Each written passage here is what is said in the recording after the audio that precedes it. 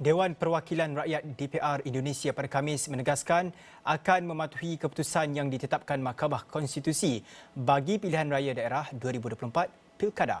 Keputusan mahkamah itu susulan permohonan semakan kehakiman oleh Parti Buruh dan Parti Gelora Tetap akan berkuat kuasa semasa pendaftaran calon pada 27 Ogos kerana rang undang-undang RUU Pilkada belum diluluskan.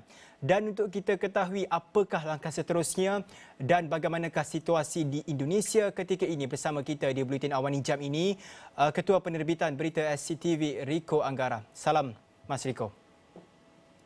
Halo Ajid, apa kabar?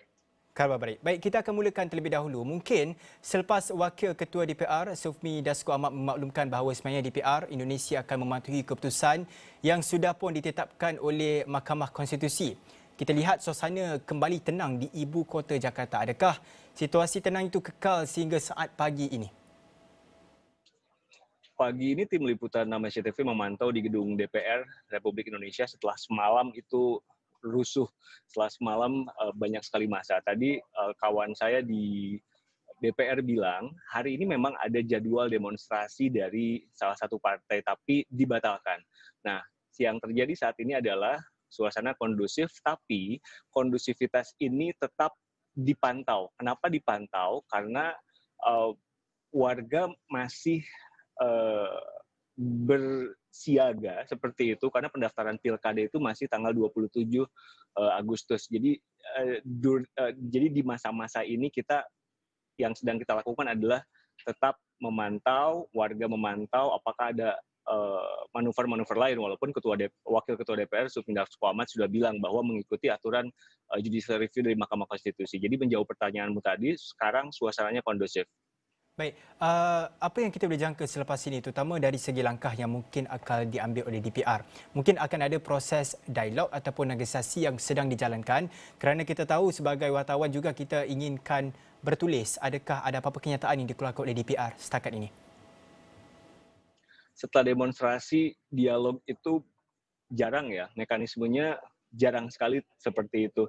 Yang sekarang dilakukan adalah kemarin Istana juga sempat mengatakan selama aturan atau revisi Undang-Undang Pilkada itu tidak dilakukan, yang akan diikuti adalah aturan judicial review dari Mahkamah Konstitusi. Nah, jadi yang kita tunggu hanya tanggal 27 sebetulnya pendaftaran.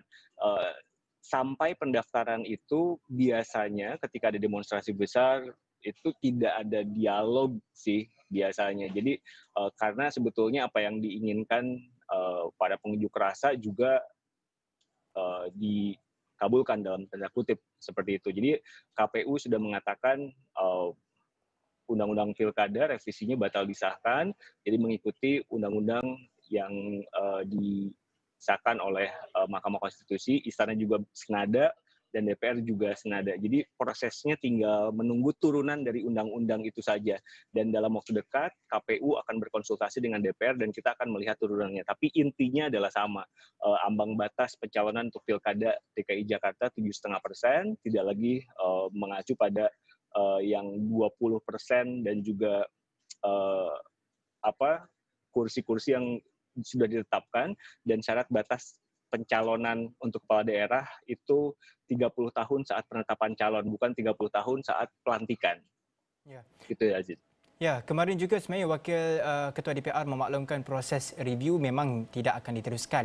Namun setakat apa yang kami laporkan di Buletin Awani dan Astro Awani, ia cuma melalui verbal. Adakah sebarang kenyataan sudah pun dikeluarkan secara rasmi oleh pihak DPR ataupun kita masih menunggu sebarang kenyataan? Mekanismenya tidak tertulis, jadi memang kemarin saat Wakil Ketua DPR melakukan jumpa pers bilang bahwa revisi Undang-Undang Pilkadanya batal, kami wartawan itu betul-betul bertanya secara detail. Oke, hari ini batal, apakah akan ada sidang paripurna di hari-hari berikutnya sebelum tanggal 27? Karena sebetulnya kenapa massa itu dalam tanda kutip tidak percaya begitu saja tentang pernyataan yang keluar, karena Indonesia pernah punya pengalaman buruk berkaitan dengan pengesahan undang-undang. Ada satu atau dua undang-undang atau beberapa undang-undang yang pernah disahkan tengah malam saat warga tidak memperhatikan. Jadi itu yang kemarin sebetulnya kita perhatikan betul sampai tanggal 27 ini betul-betul tidak ada rapat paripurna atau bagaimana. Tapi mekanismenya biasanya memang tidak tertulis, tidak hitam di atas putih, tapi kita tetap memantau begitu aja. Ya, kita mungkin ingin tahu juga adakah mungkin akan ada gelombang kedua yang akan berlaku di Indonesia, terutamanya di ibu kota Jakarta. Dan kita tahu di seluruh dunia kita cukup takut dengan gerakan mahasiswa yang mungkin sedikit radikal. Bagaimana pula di Indonesia setakat ini? Apa mungkin jangkaan yang boleh dijangkakan oleh Mas Riko berkenaan dengan gerakan mahasiswa berikutnya? Saya mesti koreksi tadi, gerakan mahasiswa tidak selalu radikal. Sebetulnya apa yang kemarin terjadi itu bukan hanya datang dari mahasiswa. Dari amatan kami, yang kemarin terjadi unjuk rasa itu yang datang bukan hanya mahasiswa, tapi juga ada akademisi, ada guru besar, ada aktivis, ada karyawan biasa, ada pesohor, ada banyak sekali elemen masyarakat. Nah, apakah mungkin unjuk rasa akan terjadi? Bisa jadi mungkin, karena tentu sebetulnya ini kan yang terjadi bukan tentang siapa mendukung apa, siapa mendukung partai apa, tapi ini lebih ke bagaimana memastikan bahwa warga punya hak untuk memilih. Itu yang digaungkan sejak kemarin. Kita tahu ini berasal dari putusan Mahkamah Konstitusi yang seperti plot twist, kemudian putusan Mahkamah Konstitusi itu dianggap oase, air segar, kemudian dalam waktu yang sangat cepat DPR ingin merevisi undang-undang itu dalam tanda kutip dianggap untuk kepentingan satu atau dua golongan.